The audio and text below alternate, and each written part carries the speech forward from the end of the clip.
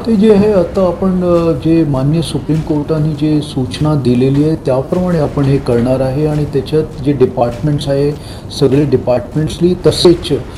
जे stray dogs आहेत त्यांच्याबद्दल आणि जे पाळीव जे आहेत पेट डॉग्स आहेत त्याच्याबद्दलही क्लिअर कट सूचना आलेली आहे आणि जर डेझिग्नेटेड जे फीडिंग पॉईंट्स आहे आणि फीड कसे करायचे आहे कुठे करायचे आहे हे आता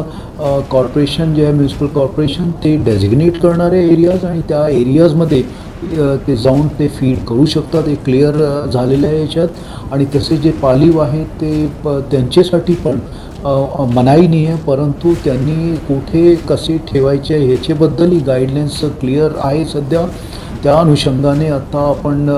इश्यू करणार आहे गाईडलाईन्स कॉर्पोरेशनने सांगितलं की इथे ते डेझिग्नेटेड एरिया आहे तर तिथे ते डेझिग्नेटेड एरियामध्ये फीड करू शकता तुम्ही आणि त्यांचे जे बाकीचे काही चेंजेस पण करण्यात आले जर कलिंगबद्दल होता म्हणजे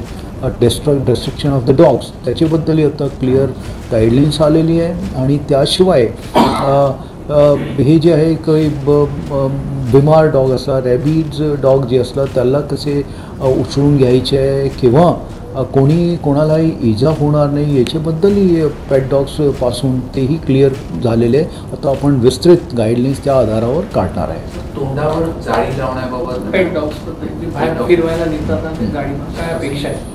तर हे जे आहे ते आता म्हणजे जे पाळीव आहेत जे डॉग्स तर त्यांचे जे मजल लावणे म्हणजे जाळी लावणे त्याचे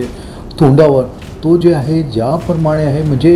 एक ते क्लासिफिकेशन आणि कुठे घेऊन जाताना करायचे आहे चेन घ्यायचे हे सगळे जे इश्यूज आहे ना ते आता क्लिअर होतील आम्ही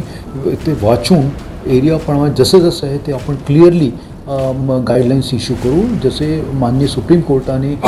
जे त्याच्यात निर्णय दिलेले त्या अनुषंगाने आपण इश्यू करणार आहे